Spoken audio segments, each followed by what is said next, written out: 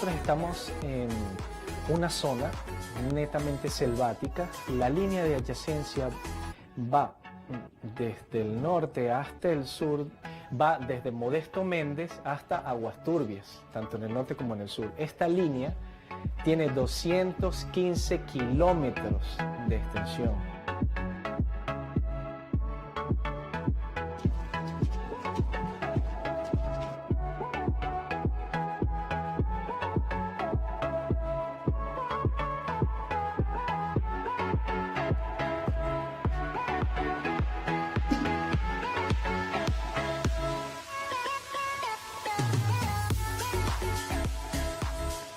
De allí vino él, se buscó creo con los de la OEA y de allí vino el proyecto para acá, para Judá. Y fue que lo dieron el terreno, y lo dieron todo que era mano de obra y el material para hacer las casas que están ahorita. Y por ese motivo estamos aquí viviendo todavía.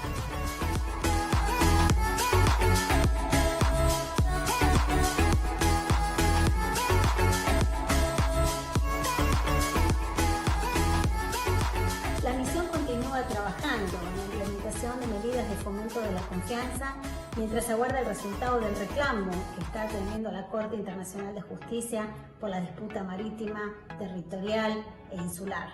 Nuestra oficina en la zona de adyacencia realiza verificaciones a solicitud de ambos gobiernos, facilita reuniones y patrullajes conjuntos entre las Fuerzas Armadas y promueve una cultura de paz y cooperación entre las comunidades locales. Children will be children. And they have harmony. They don't see each other as a different country, but they see each other that they're growing together.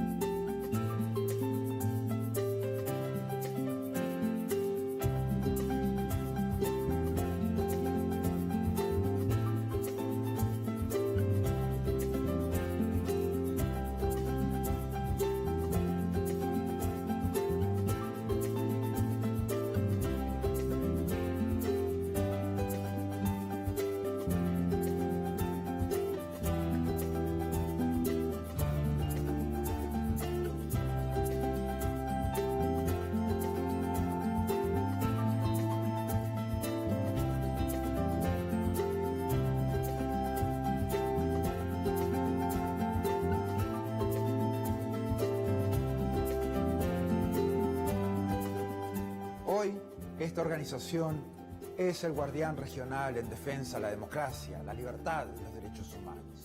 Los países se han comprometido con estos valores a través de instrumentos legales como la Carta Democrática Interamericana, la Convención Americana de Derechos Humanos y todas las demás convenciones interamericanas. Nuestro trabajo es mantener los más altos estándares. Debemos ser objetivos, analizar los hechos, denunciar cuando veamos corrupción, inequidad o amenazas a la libertad. En esos casos, no podemos ser neutrales.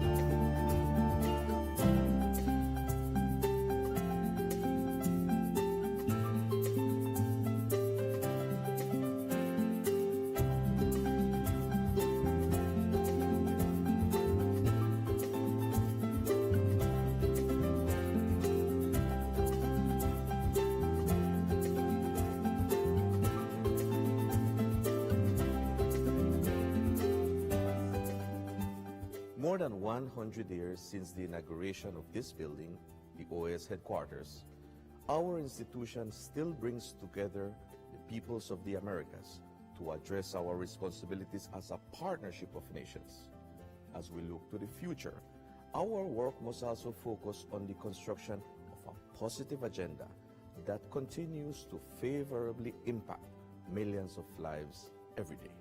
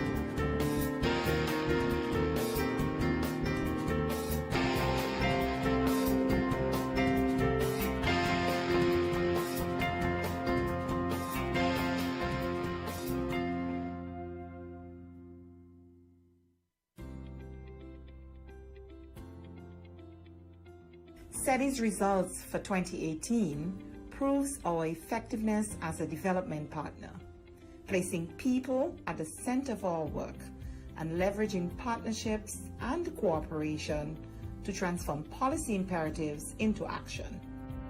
With an eye on the rapidly changing global context, SETI is innovating to constructively address the emerging challenges and opportunities for the region.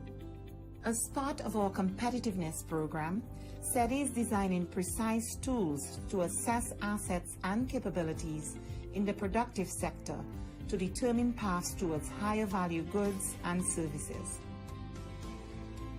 As our flagship program for partnerships, the Americas Competitiveness Exchange on Innovation and Entrepreneurship, the OAS, will continue to leverage good practices and the power of networks to increase trade and investment in the region.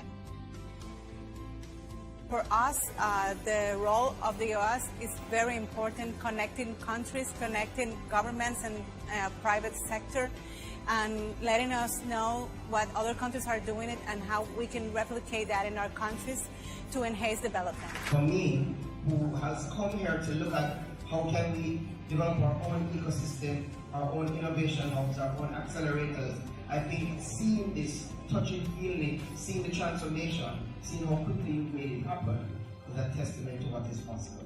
So I believe all of us leave here stronger than ever. The Working Group of Experts on Subnational Competitiveness, the GTEX, is our gateway program to promote local economic competitiveness policies alongside municipal and state-level governments, together with the private sector and academia. Este tipo de reuniones te sirven para darte cuenta de todo lo que se está viviendo en América Latina sobre los temas de competitividad. Y hoy justamente en este sector estamos viendo sobre todo los temas de innovación tecnológica. Pues que si hablamos de competitividad tenemos que hablar de tecnología. Y me está ayudando mucho para ver el panorama de ver lo que están haciendo otras ciudades y lo que podemos llegar a aplicar también nosotros en México.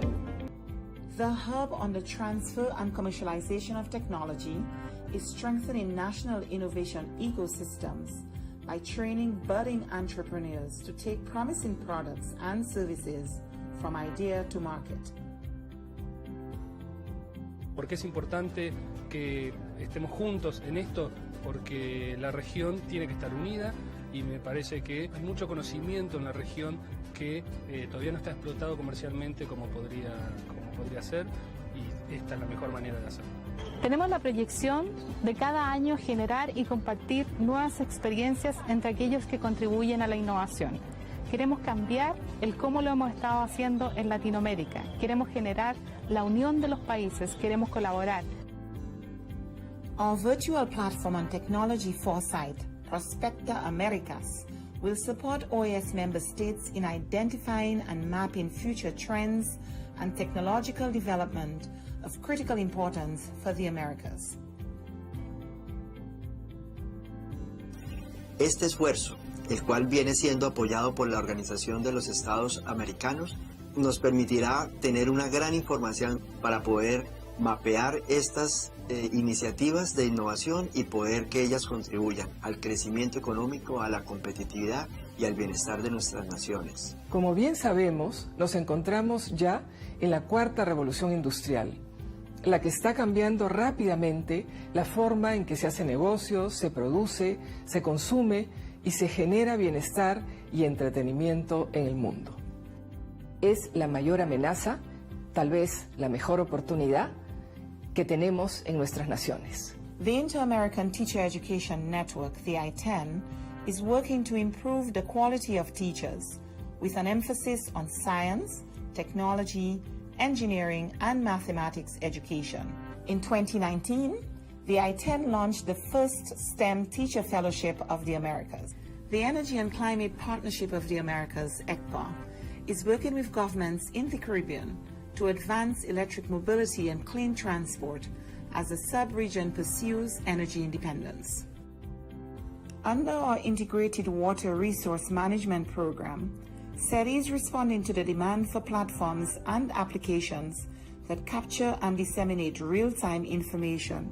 This includes the expansion of Costa Rica's Plataforma Interactiva de Aplicación del Clima Tropical to the rest of Central America to help build resilient agriculture. The Inter-American Committee on Ports is building human and institutional capacity through public-private partnerships to address port modernization, logistics, and security. CooperaNet, SETI's multi-stakeholder platform for cooperation and partnerships, is being relaunched in 2019, responding to member states' call for a more robust hub for cooperation. As more consumers begin or end their shopping process online, SETI has entered into a partnership with the private sector to digitize millions of micro, small, and medium enterprises across the region. Las buenas noticias es que sabemos por qué están fracasando, porque no son visibles. Y el hecho de que ahora lo puedan ser, haciéndolo ellas mismas, no solamente rompemos las tres barreras del tiempo, conocimiento y dinero, sino que les permitimos tener éxito y dejar de fracasar a los porcentajes que lo hacen ahora.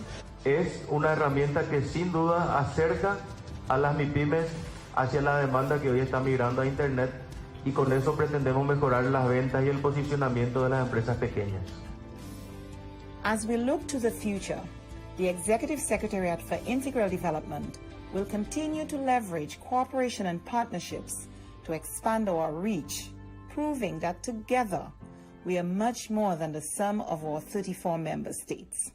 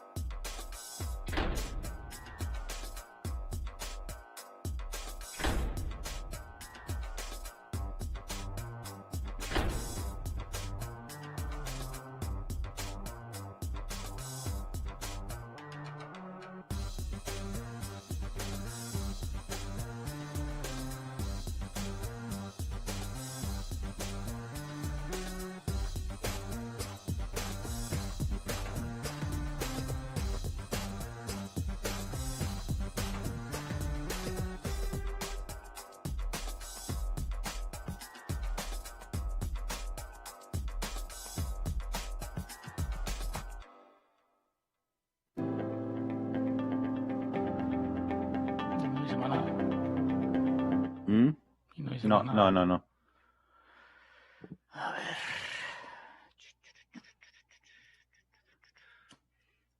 Por ahora no entendí. Estamos Guillermo, Luisa y vos.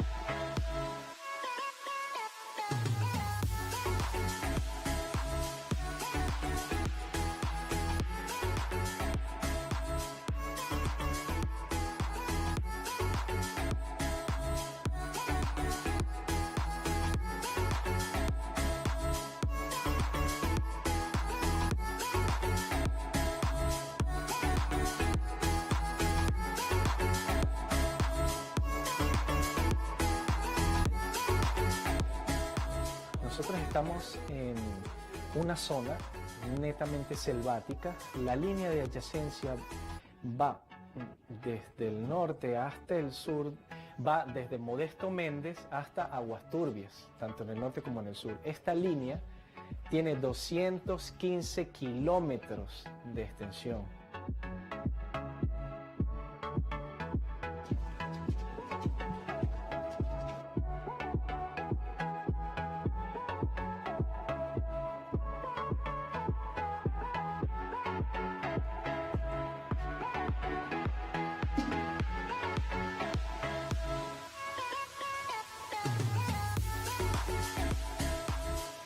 De allí vino él, se buscó creo con los de la OEA y de allí vino el proyecto para acá, para Judá. Y fue que lo dieron el terreno y lo dieron todo lo que era mano de obra y el material para hacer las casas que están ahorita. Y por ese motivo estamos aquí viviendo todavía.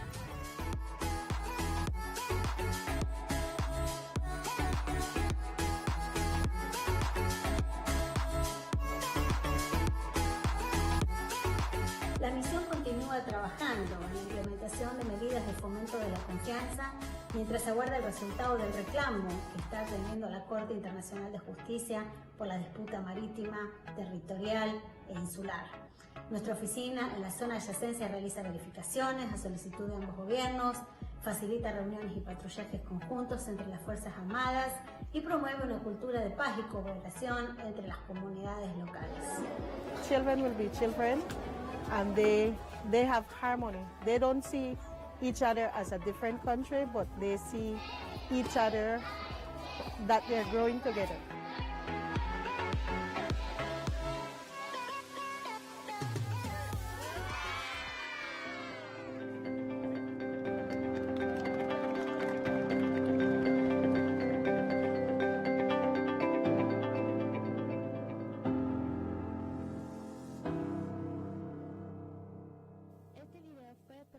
Con la ayuda financiera de la Unión Europea.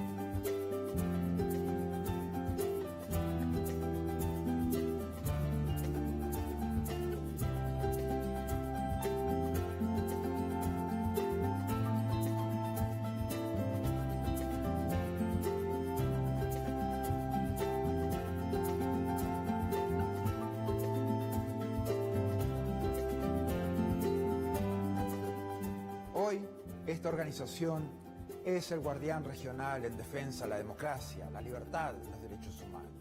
Los países se han comprometido con estos valores a través de instrumentos legales como la Carta Democrática Interamericana, la Convención Americana de Derechos Humanos y todas las demás convenciones interamericanas. Nuestro trabajo es mantener los más altos estándares. Debemos ser objetivos, analizar los hechos, denunciar cuando veamos corrupción, inequidad o amenazas a la libertad. En esos casos, no podemos ser neutrales.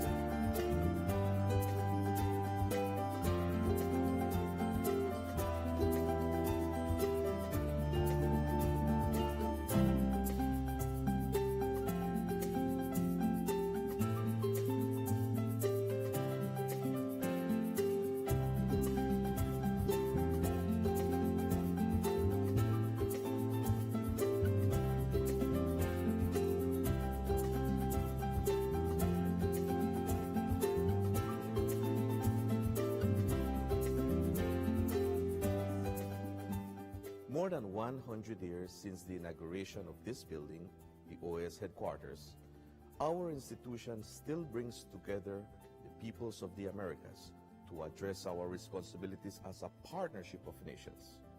As we look to the future, our work must also focus on the construction of a positive agenda that continues to favorably impact millions of lives every day.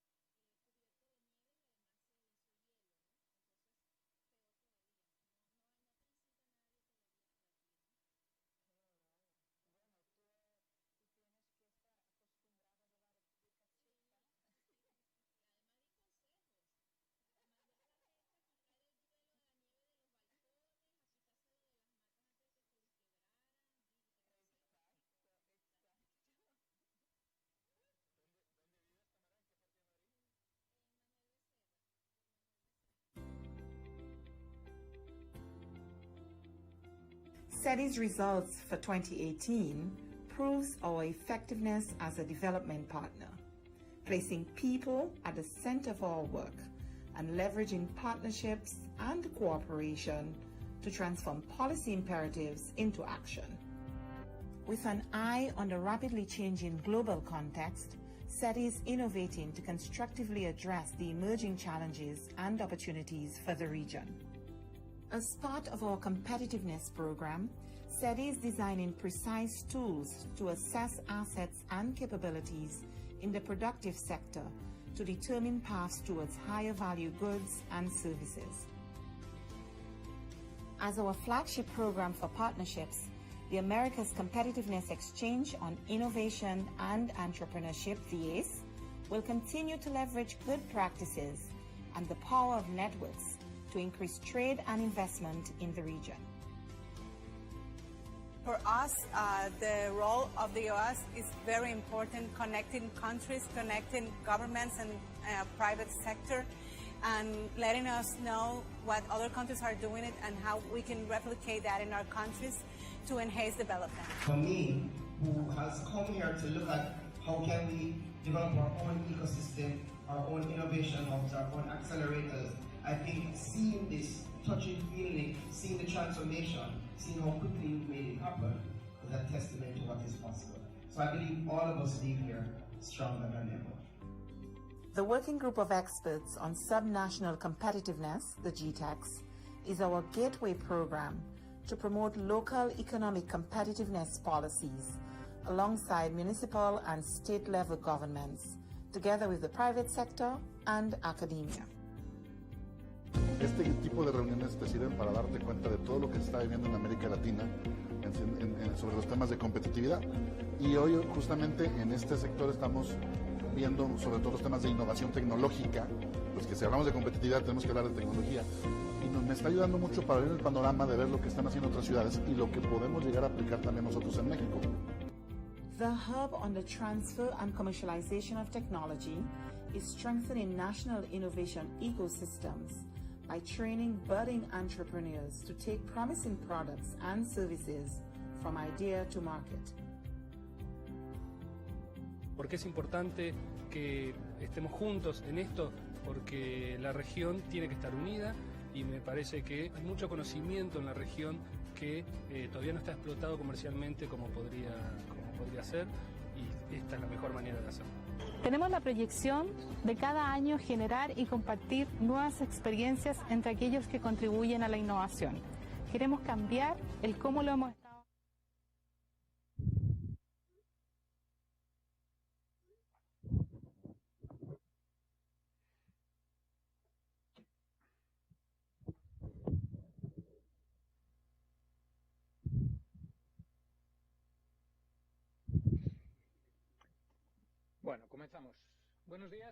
Good morning, ladies and gentlemen.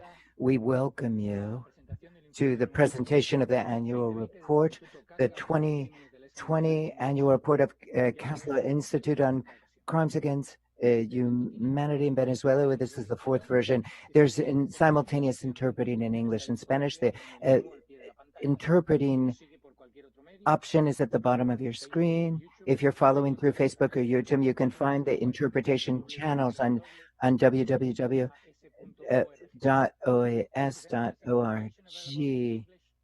Following us via Zoom, interpretation is available within the menu at the bottom of the screen.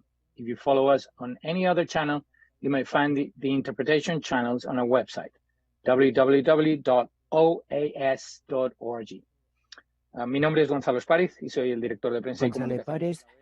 I'm the communications director of the OAS, and for this event we have the presence of Luis Almagro, the Secretary, OAS Secretary General, Vice President of the European Parliament, Dita Charanzova, and the Executive Director of Castle Institute, Tamara Sujo. Welcome to the three of you, and thank you for your availability. Firstly, we would like to give the floor to the three speakers, and next we will answer questions from the press. To send in questions, do so through the question and answer function, Q&A, and the menu at the bottom of your screen. Write your name and the media you represent together with a question, and I apologize for this long preamble.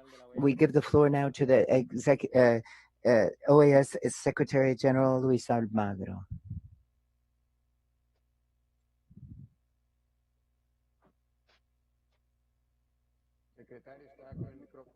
Secretary, your microphone is muted.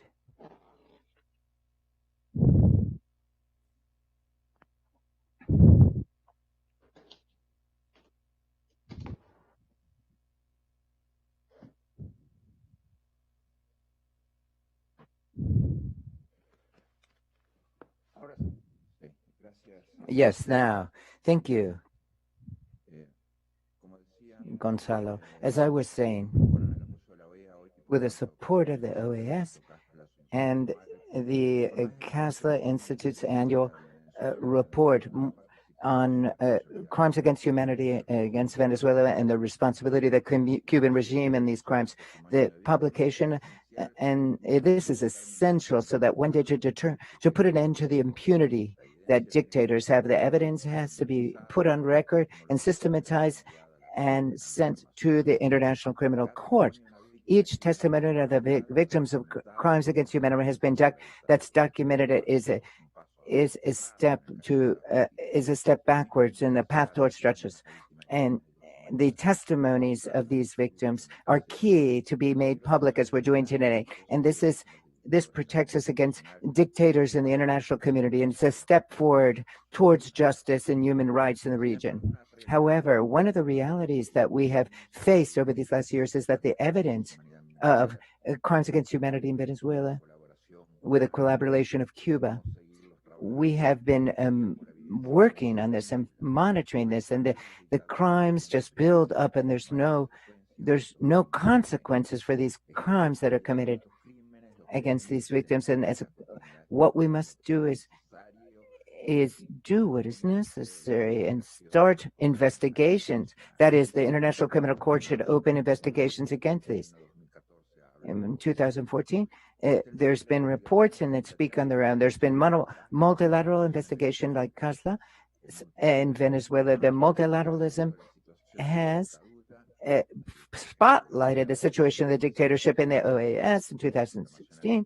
And independent international bodies have spotlighted this as well. In the OAS in 2018, there was a report with the special advisor on the responsibility to protect the OAS, the High Commissioner for Human Rights of the United Nations thus far, the international missions independently of the OAS. There's a technical report in 2019 based on the testimony of the visit and of the victims about systematic repression and crimes against humanity against the victims. This report was also provided or submitted to the International Criminal Court. Despite these reports and this evidence, this intimidation continues, and the OAS General Secretary has been it's come to its attention about this repression many times, and we call for the opening of investigations after all this time.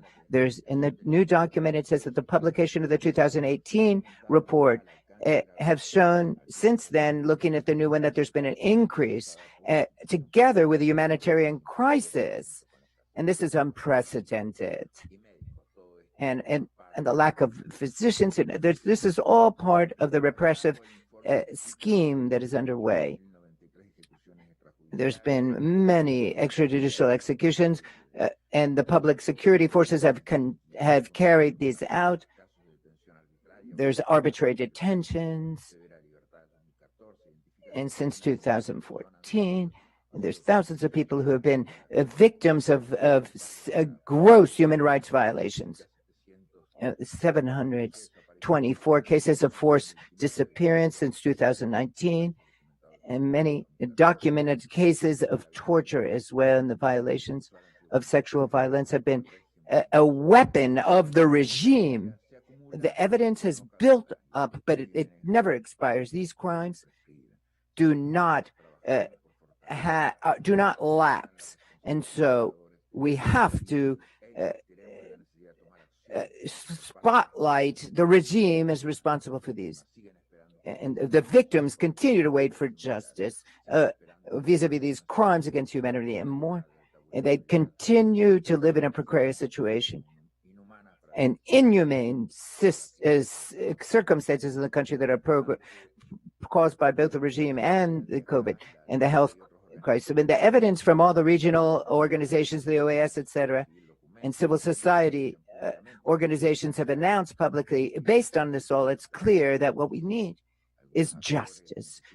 Some actors need to relinquish their passive situation, a view towards the dictatorship of Maduro.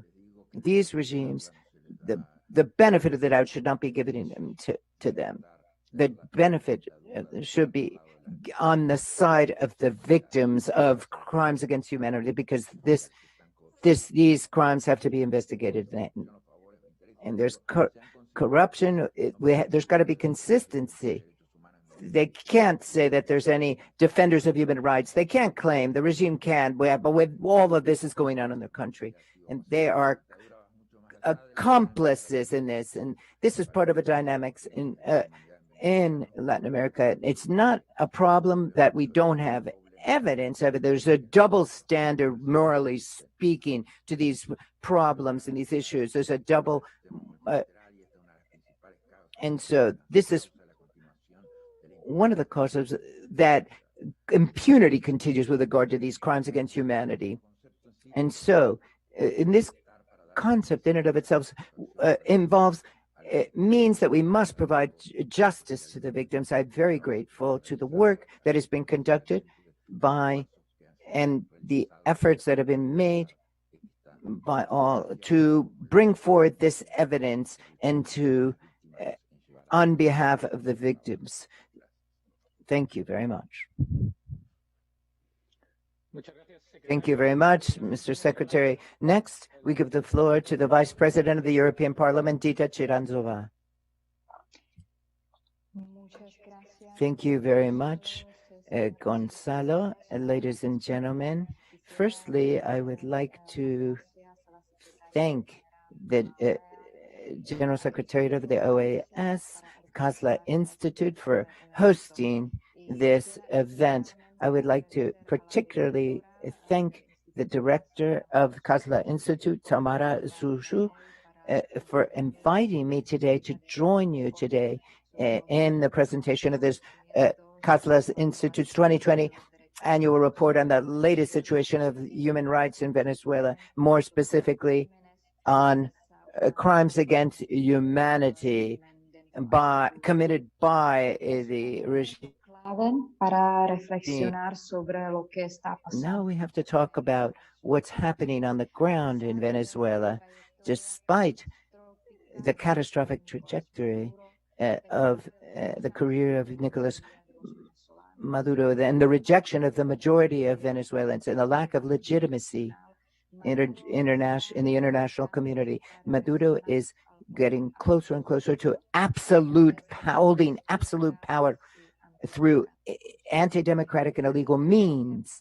The latest example of this was, of course, last week when the regime illegally began the term of an unlawful National Assembly that was not democratically elected. And this complicates the efforts to broach dialogue, to come to a civil solution. In these current circumstances, the abuses of the regime against the democratic forces and the Venezuelan people are ratcheting up. It's a key point in time for the future of Venezuela, and the international community must provide a response in a clear and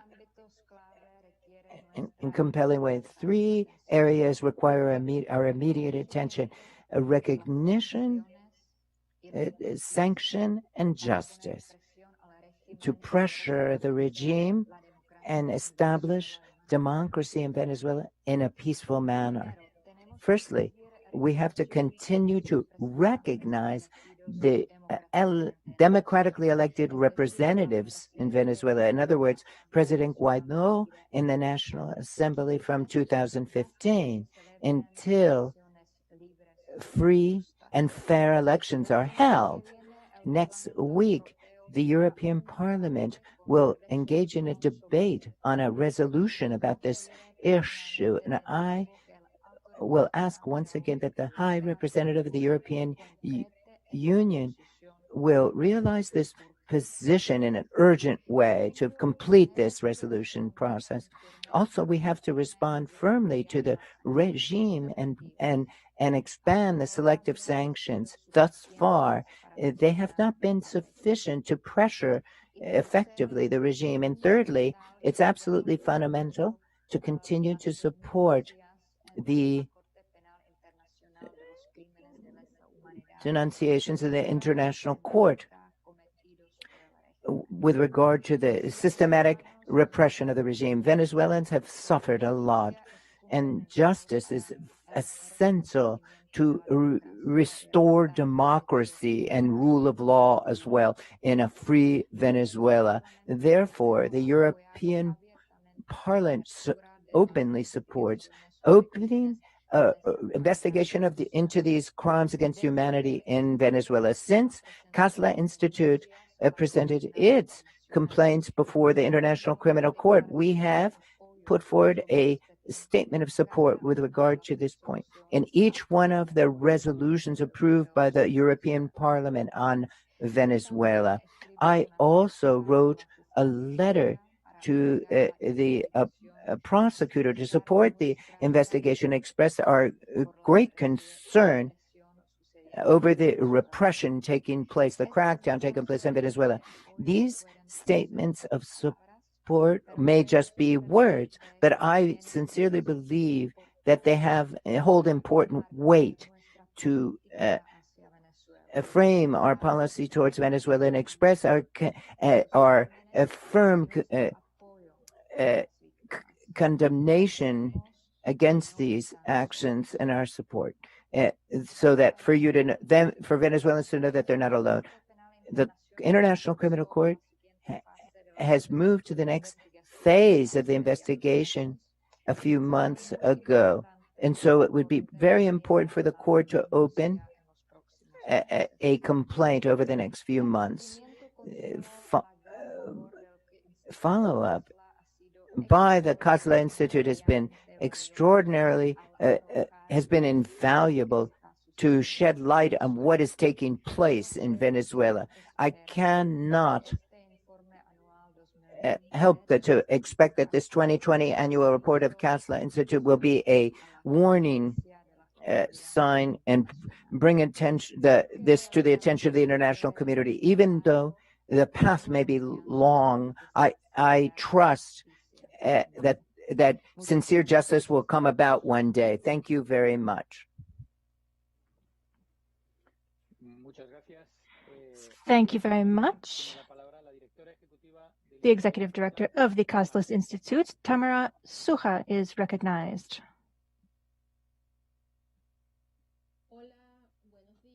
Good morning, everyone. Good afternoon to those in Europe. Thank you very much to Secretary General Luis Almagro and everyone else for being with me today at this presentation of the 2020 report of the Casla Institute, and also for always being friends to the Venezuelan cause and supporting the victims whose human rights have been violated and monitoring the crimes against humanity in Venezuela. So thank you very much once again for being with us today. This is the fourth time that the OAS has been with us in presenting our annual report. And also, Ms. Charazova has always been one of my most faithful friends in this cause. And so thank you very much to both of you. I'd like to begin by saying that it's only 14 days into 2021, and the Maduro regime has, according to information from NGOs, continued to commit crimes against humanity. And last night, we saw that there was an investigation against another NGO that was looking into the assassination of several people that took place last week, and also attacks against legitimate members of the National Assembly. Today, I would like to share two paragraphs from victims of torture from 2020. The first was, they continued hitting, slapping, kicking me, pulling my hair. They tied cables around my chest and held them until I fainted. I lost consciousness. They did this several times. They held my head underwater, hoping that I would give up all of the information. They waterboarded me several times. I could only hear them laughing. They put me on a table with someone on each side to hold me down, and they put a wet towel on my face with a lot of pressure and poured water over it. I was unable to breathe. I was drowning. I urinated myself. Then they tied me to a column and began hitting me from the front and behind. They forced me to strip and began touching my private parts. This is the testimony from another victim whose name is hidden. They tortured me by shocking me with electricity all over my body. They held me under water, in dirty water, and they forced the women to strip naked. They beat my private parts and my breasts. They hammered my fingernails. They recorded us, and there were Cuban officials who were there. Though I wasn't able to see them, they were the ones that were giving the orders on how to torture us. 2020 was, without a doubt, a year in which the Venezuelan regime took advantage of the social and situation caused by the pandemic to worsen the situation of human rights for Venezuelan people. This includes access to food and medical care. And we saw thousands of people who were protesting in the country due to the lack of electricity, food, public transportation, gasoline, a dignified salary, and they were arrested by public forces of order, and they began arresting media workers, anyone who took part in the protest, attorneys who were assisting the protesters, even doctors and healthcare workers who were protesting over the lack of medical supplies that they needed to combat the pandemic. We also heard from a human rights lawyer who was detained and tortured because he was supporting people who were asking for access to medicine.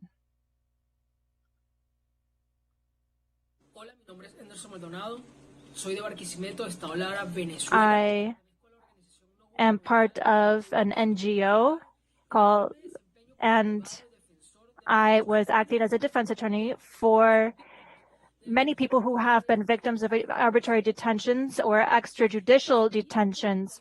On the 31st of March 2020, I was arbitrarily detained by the National Bolivarian Guard, and this was simply because I was helping protesters who had been asking for assistance.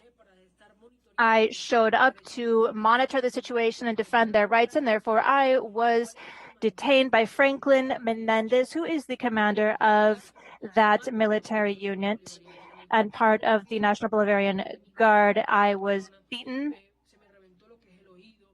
They hit me in the ears.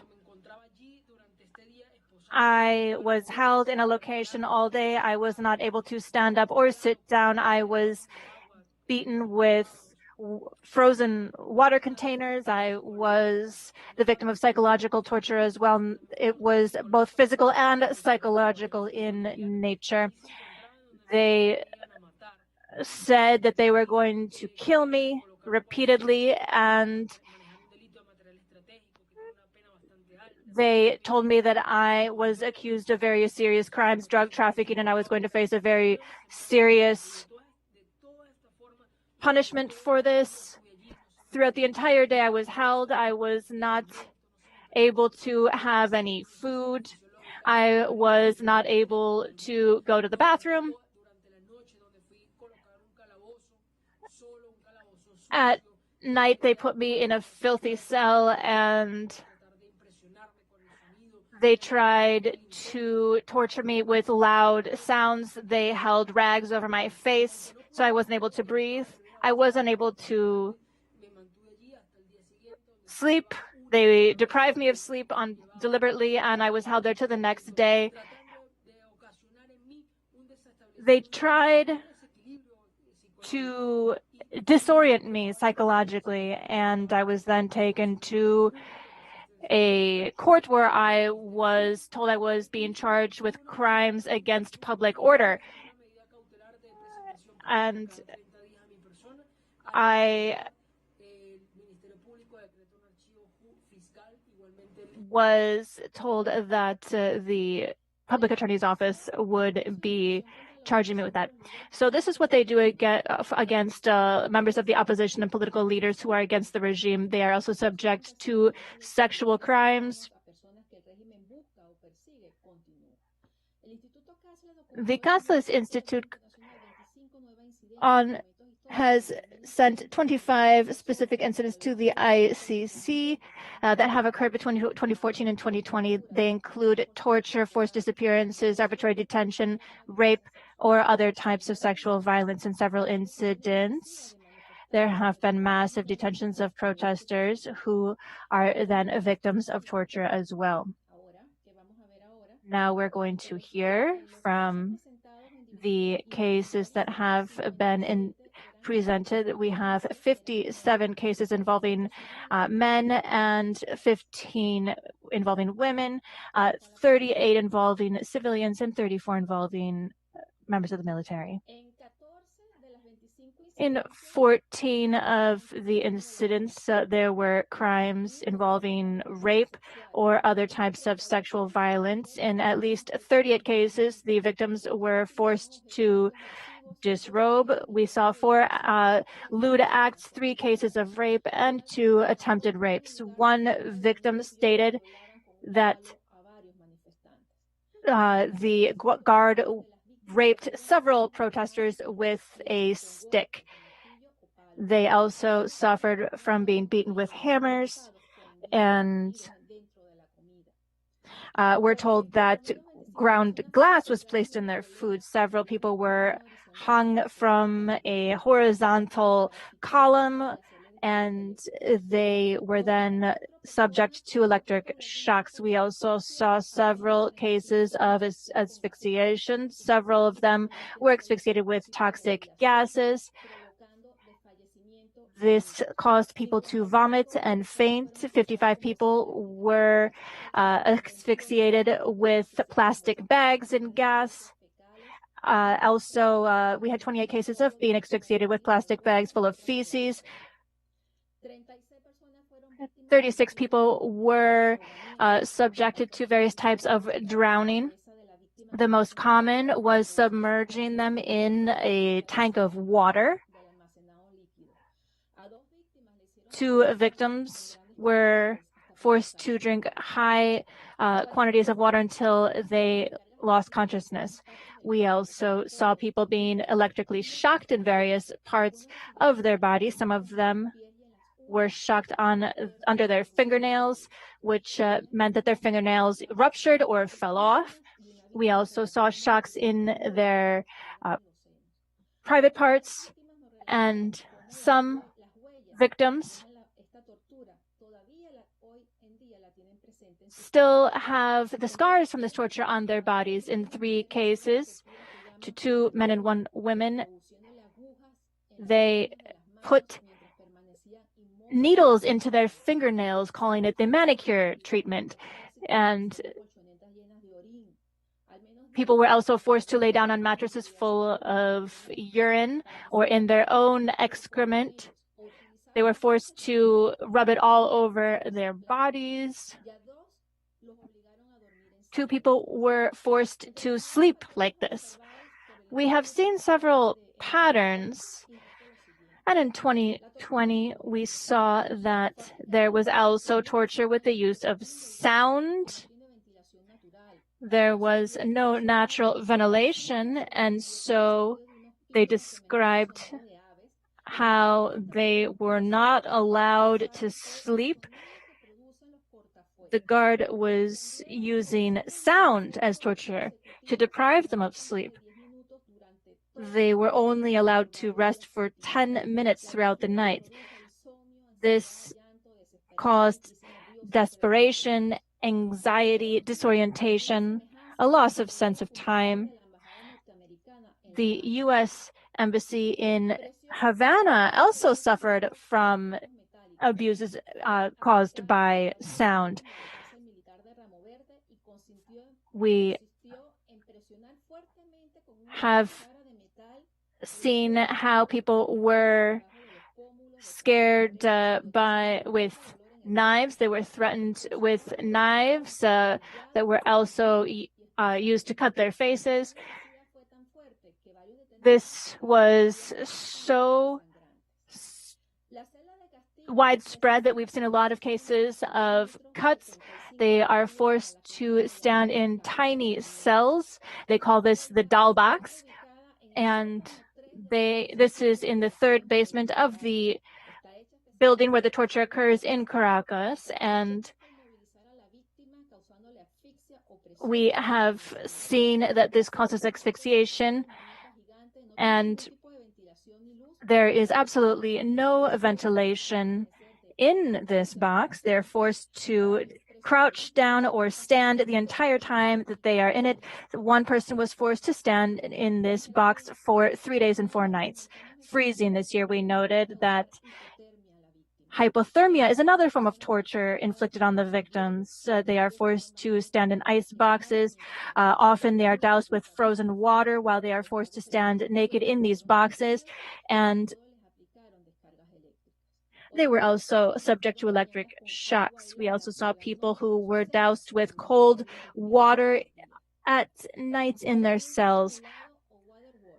Waterboarding. Several victims have described waterboarding, where they are partially strapped down and then water is poured over their faces through a rag until the person feels like they are drowning. We also saw testimonies of waterboarding when the person is forced to lay on their stomach and their head is pulled back. And they were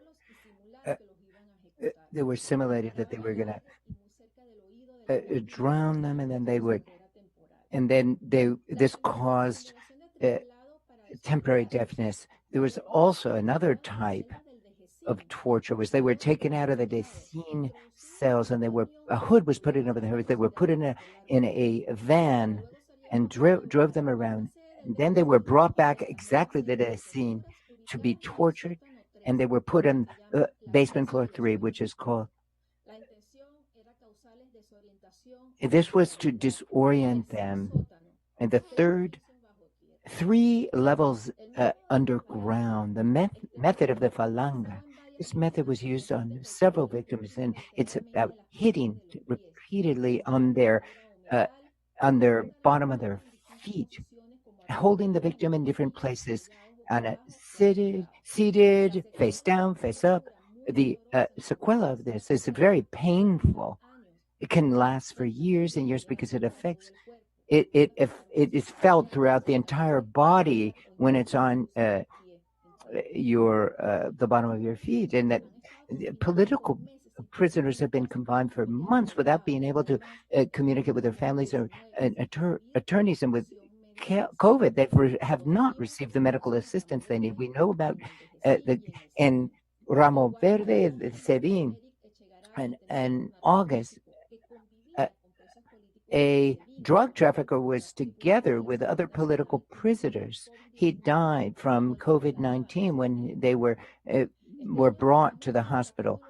And there's a new chapter is open of the Cuban regime's responsibility for these crimes against humanity in Venezuela. We especially mentioned the testimonies from 2020 about civilians and military men who were tortured by Cuban officers. There are three incidents that we brought before the International Criminal Court where there was torture by Cuban officials in the presence of Venezuelan officers. One was tortured in Fertetuna in Caracas, where the Cuban officers were wearing Venezuelan military uniforms. And another was the Desin in Caracas, where they have a permanent office on the second floor. These Cuban officers, the victims certified that they had were beaten, electric shocks they were subjected to. One victim wrote how he was raped by a Cuban officer while he was being tortured. In chapter 6 of the report, what we lay out is part of the testimonies which we obtained for our a complaint in the court that we will release over the next days with regard to Cuba's responsibility, where officers and public officers who have been trained in Cuba in military intelligence, Arides and Esteves Sanchez, which is in Hemat, or they've been trained by Cuban military men in Venezuela to apply the techniques of social control or indoctrination and planning systematic repression and induction and participation in the commission of crimes against humanity. One of the witnesses said the following: the mandate was to penetrate the national armed forces and infiltrate all the bodies, the services, even the militias, and the higher, every level, colonels, and they would, in other words, the brigades, all the groups that wore any kind of uniform who participated in all military exercises as evaluators and observers. Their level of meddling in our country is absolutely total. They meddle and torture and control. And that's what these Cuban officers are doing with us. Next, a victim told us how he was tortured by Cubans.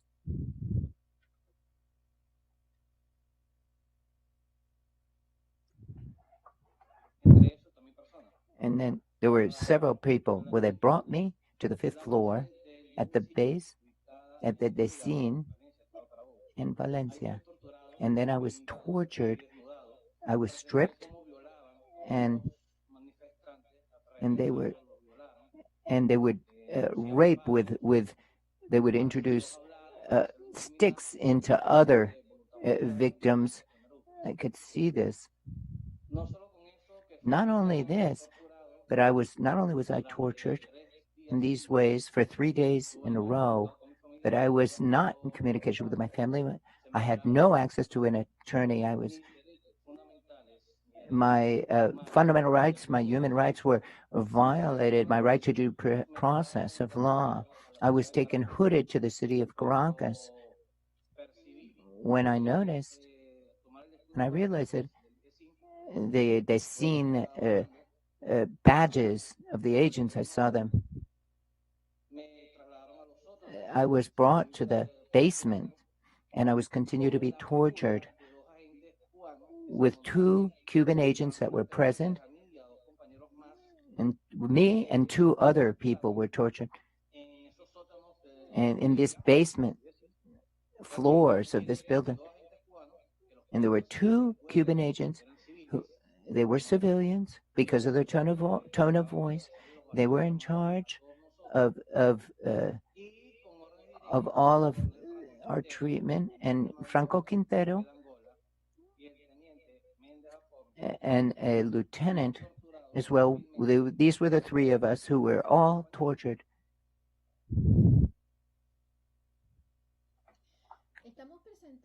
We are presenting a survey to the family members and victims of the alarming deterioration and physical and psychological deterioration that happens in these basement floors of the Daysine. The pathologies of these people are the same that with everyone presents when they're in these in solitary confinement. These are the different things. Contamination of the air, because there's no circulation of fresh air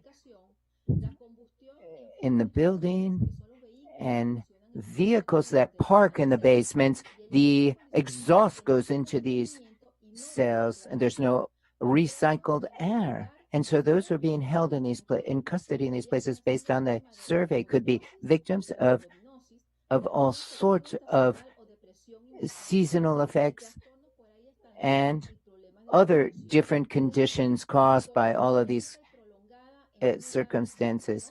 Prolonged torture in a place where the minimum rules as established by the UN for the conditions of persons in custody, and it caused all sorts of insomnia, vomit, dizziness. Some have even have gradual loss of vision and hair loss and loss of teeth and carbon monoxide poisoning in the blood, among other things. And one of the testimonies, one of the victims, for 14 months since 2016, it described it in the following way. To punish us, they would turn off the air conditioning, which was the only thing that relieved us from the polluted air. We had to get down to breathe through the crack under the door. What they were trying to do is we would become psychologically affected. We had vomited. We became dizzy. And then there was a electric plant. A study conducted in the area determined that there were 3 times higher than what is permissible of CO2. And the blood test that was done said that there was a lot of toxicity because of all these toxic elements in the air. Another thing, for 21 months until January of 2020, another witness said the following: up till not long ago, we lived together with air conditioner that didn't recycle air, but it was tainted air that was from the parking lots, and because the vehicles would continue to run, and the exhaust would come in, and we had no right to complain, and we had to be quiet about it. And on several occasions, the air conditioner was turned off as a punishment, and we had to breathe under the crack of the door because our cells would get so hot because of the toxic air and the number of people that were in it. And so Colonel Franco Quintero, who was at that time was the chief of the investigation, he ran all this. And then there's a new clandestine torture facility. It was called Hell. And it was a clandestine facility that was in Lomos del Sol and Atillos Los Naranjos. This clandestine facility is in San Bernardino and Northwest Caracas. It was identified by victims of police officers who gave us this information. It's used by the FICE group and other armed mobs. In 23rd of February in Caracas, where there was subterranean torture cells, sophisticated which we were created, which is called Dream House 3, and it's very similar to the other remodeled areas in the Daysine and the military headquarters as well.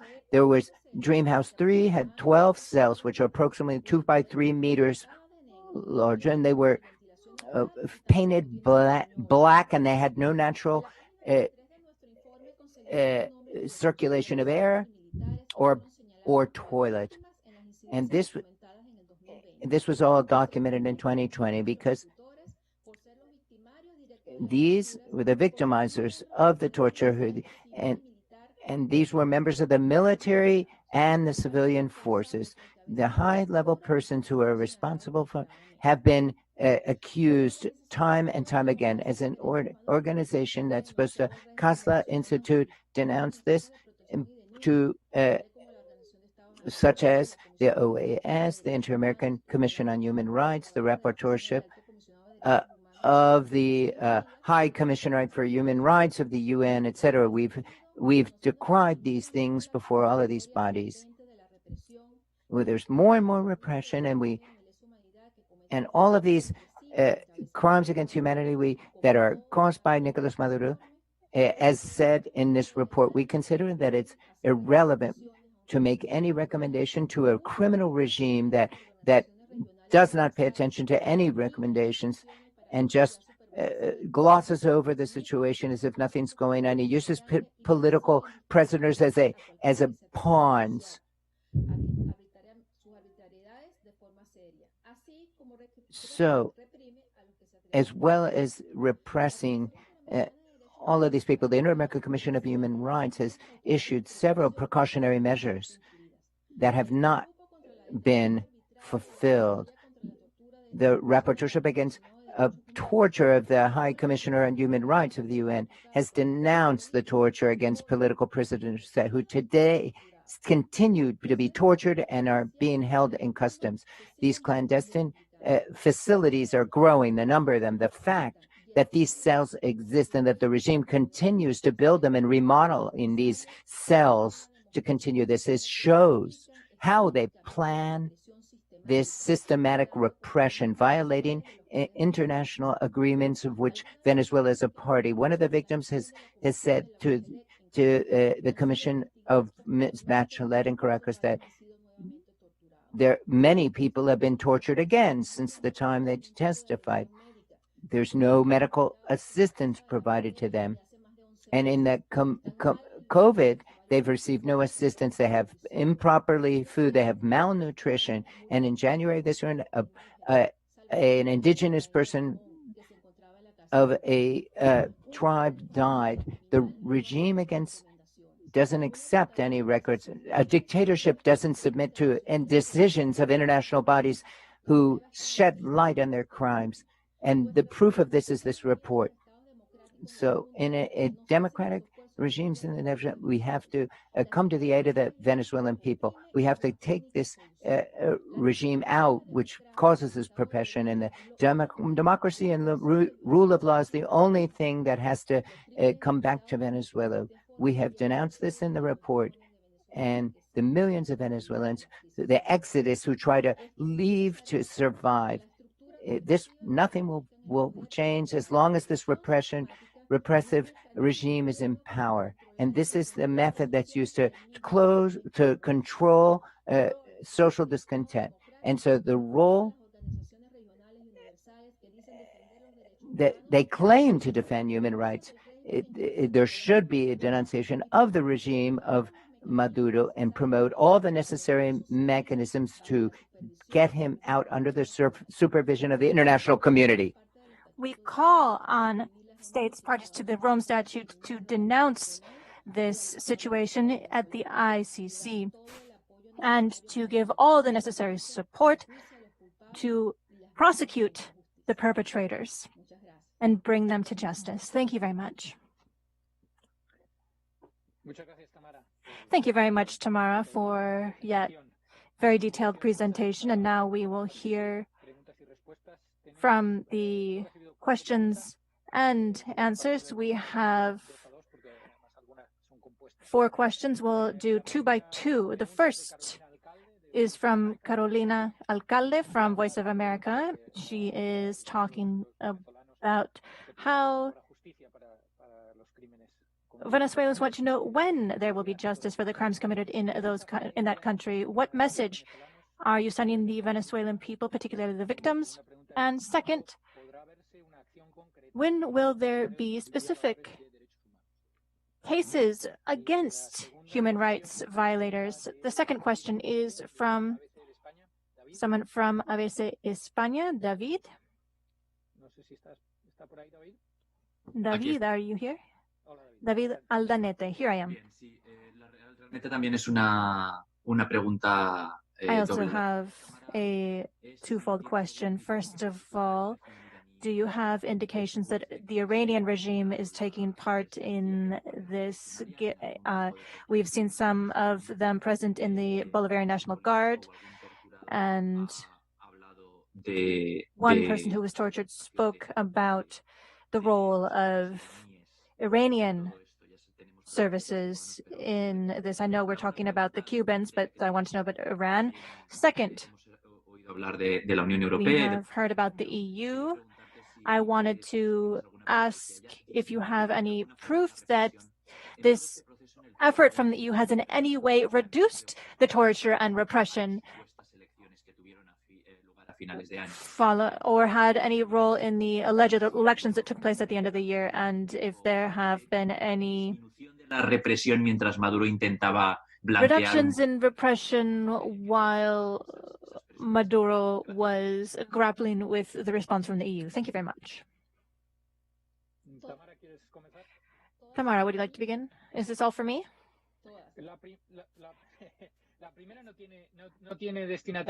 The first question is not for anyone specific. So anyone who wants to answer can do so. So who would like to answer? If you'd like, Tamara, you can begin. With regard to the first question, what my message is to the victims, the Venezuelan people, I think that documenting everything happening in Venezuela is thanks to the victims who have dared talk about what happened to them. And this is how we are able to prove that repressions are continuous, they are systematic, and we have over 350 political prisoners in Venezuela. Many of them are being held underground, and I want us to imagine being in the third floor below ground in tiny cells with multiple people without ventilation, without lights, being asphyxiated with their fellow cellmates from the filthy air. Now, being able to present this report is thanks to those people, and my message is that we should not lose hope. We will see justice because, first of all, everything that is happening is leading up to an international court for denunciation of the Venezuelan regime. Now, with regard to the second question on the role of Iran, we have had information that Iranian officers and civil servants are working in the so-called operational school. They are teaching them how to carry out psychological torture. They are working on the ideology of how to psychologically torture people and control Venezuelan society. And these courses that the Venezuelan officers attend are 1.5 years long. They are taught by Cuban and Iranian officers. They are actively training Venezuelan officers in psychological torture, but I do not hitherto have any specific denunciation of anyone being specifically or directly tortured by an Iranian agent. Have I answered everything? Yes. The last part of the question was with whether repression has decreased. No, it has not. As I described, this is a spiral of human rights violations and crimes that in fact increased with the pandemic because the regime was able to have greater control over the population with confinement and isolation, and they have taken advantage of the situation to further repress the population to prevent them from protesting, denying them access to medication, equipment. They have arrested human rights workers, and there will be 6 young people from an NGO who were tried in military courts. This will be presented very soon as well. And so This really underscores how they are abusing their political prisoners, and they are using very sophisticated techniques on how to systematically abuse these political prisoners every single day. What did the Bachelet mission do when they visited Venezuela and denounced that this place was not fit for human beings to be held? We saw the denunciations of cases involving political prisoners who have been tortured en masse every single day.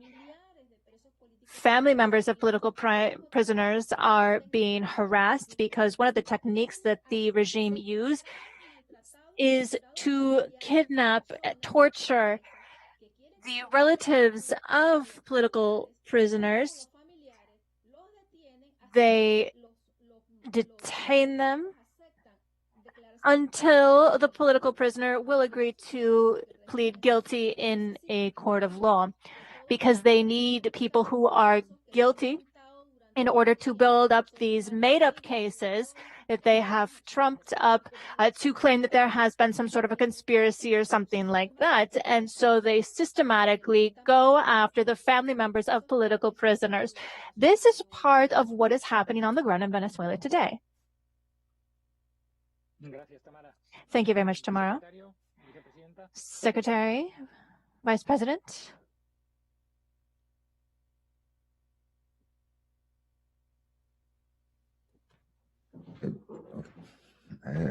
Sí.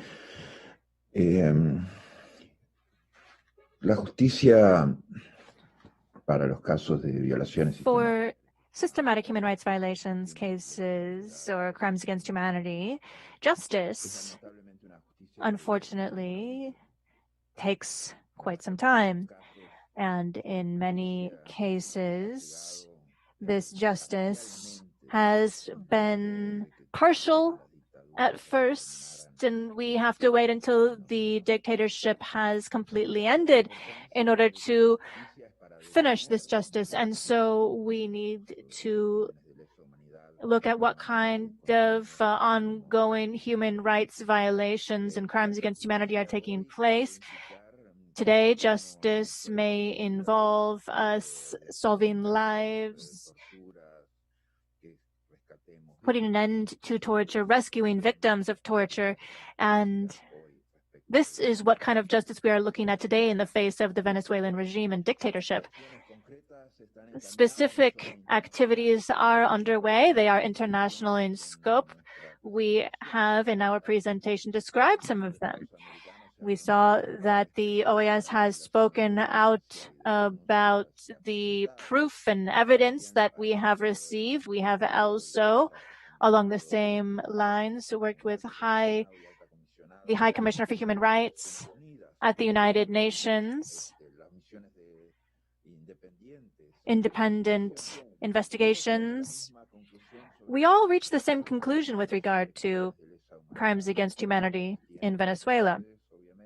And so, obviously, the ICC is responding. It is opening an investigation.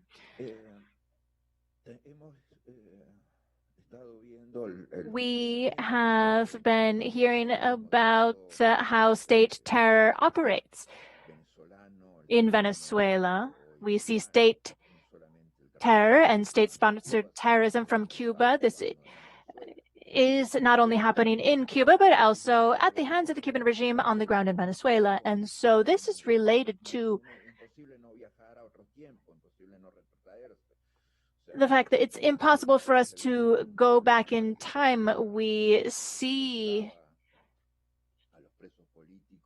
this dictatorship torture handbook that was once in English, and today these torture manuals are in Venezuela, in Cuban. This is Cuban logic. This is the issue that we are grappling with today. The fact that we are dealing with impunity for the state terrorism of the Cuban regime, which has continued for decades now and is now helping the criminal regime in Venezuela and causing so much suffering and humanitarian crises for the people of Venezuela.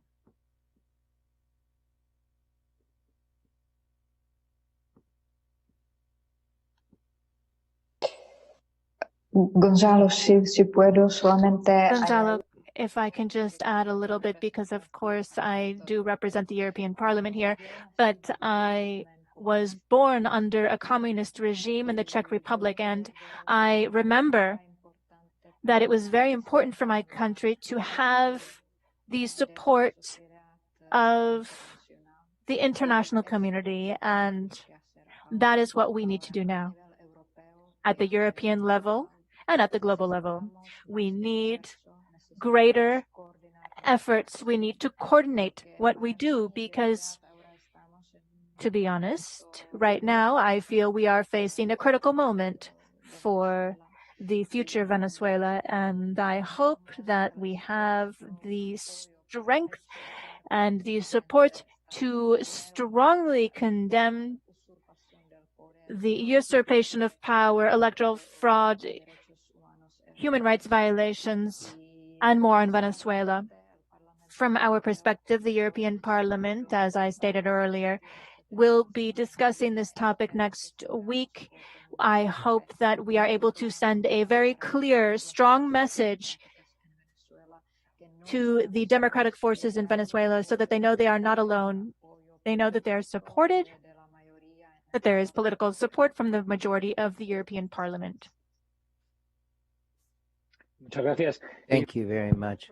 And of the two questions that were pending, we have one from Carla Angola and from BTV Miami about the relationship between Cuba and the Venezuelan regime, which I think has already been answered by the Secretary General. So we have one more question,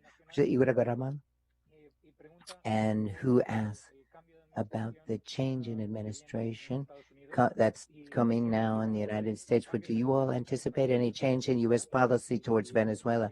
And if you anticipate such changes, what would they be? Tamara, would you like to begin? Your microphone is muted. There you go. I hope there's no change with regard to sanctioning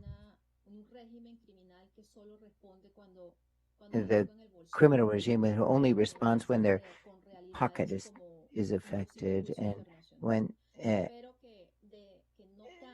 they should be threatened with an international trial. But I think there's no change because the criminals are just changing. I have reports at the highest level, the most senior representatives are starting to change to administrative positions, and they're trying to take them where they used to repress and torture.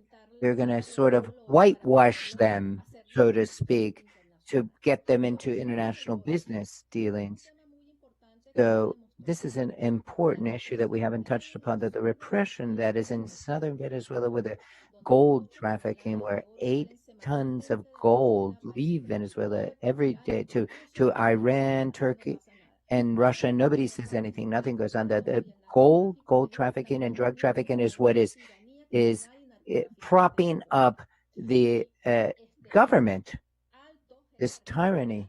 And so it's either drug traffickers, corrupt people, and criminals, and human rights violators. These people right now, what they want to somehow to take those who have been accused in the reports of the international agencies and put them in administrative positions, dress them as civilians to sort of erase their image. And so I want to say something about this. The civilian detainees for 2 years on have been brought before military courts mostly. And the way reason it works like this, because the Tarek William Saad, he's a coward who is the attorney general and who travels throughout. He goes to the criminal criminal court, international criminal, and takes selfies with Michelle Bachelet and the judges there. That's who they're using to try to lie to the international community that there's justice in Venezuela, that something's being done to investigate what's going on in Venezuela. And so that's why they have the good and bad side. The bad thing is the military prosecutor who accuses military and civilians of conspiracies that they make up. And then him, the attorney general, who travels around throughout the world saying that things are better, that we're painting the jails, we're putting welcome signs, we're welcoming the families of the political prisoners who had been kidnapped to come in, but that's what they're doing right now. That's what they're calling good. And so with William Sott, what has to be done? The ombudsman is useless as well. The 6 people from the NGO that are being in custody and to be brought before military justice, and Provea members as well are going to be brought before military justice. Thank you, Tamara. Mr. Secretary or Ms. Charanzova, would you like to say something, or should we close it out? The issues we have raised here and discussed, and that we always discuss when we refer to restoration of democracy and recovery of rule of law, democratization of the country, all has to do with fundamental principles and values when we talk about crimes of against humanity and systematic human rights violations. And so these fundamental principles, these fundamental essential values or fundamental values are very clearly established not only in the inter-American system, but in the constitutions of our countries.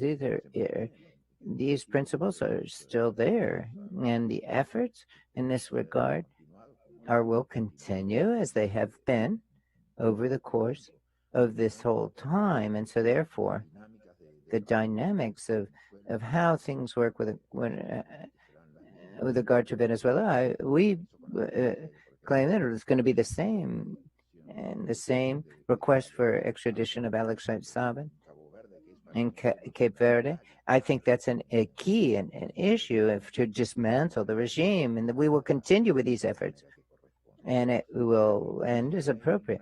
But with regard to justice is principle. Democracy is about principles. To put an end to crimes against humanity and human rights violations is a matter of principle. And so before, now, and I'm absolutely sure in the upcoming year as well with the new change of administration. I just wanted to add that thus far I haven't seen any reason to believe that there would be any change in the U.S. policy towards Venezuela. The change, I would say, I think it'll be in coordination between the European Union and the United States. I remember the Obama administration, when it was at the time when we started to talk about the political prisoners in Venezuela, the first sanctions. And I hope that the new administration will continue with what the Obama administration began.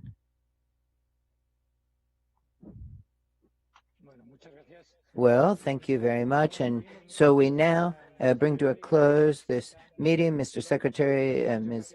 Executive Director, and Tamara. And I'd like to thank everyone who's made it possible to have this presentation, and we want to thank the audience. Have a nice day. Thank you. Good day to everyone. I'd like to thank everyone, each and every one of you, and I also wanted to thank, because I haven't mentioned my team, Matt Casla in Madrid, who has done quite a bit to put together this report. Thanks to all of you and everyone for the support that they've provided. Thank you. Thank you, Dita, and thank you, Mr. Secretary General. Thank you, everyone.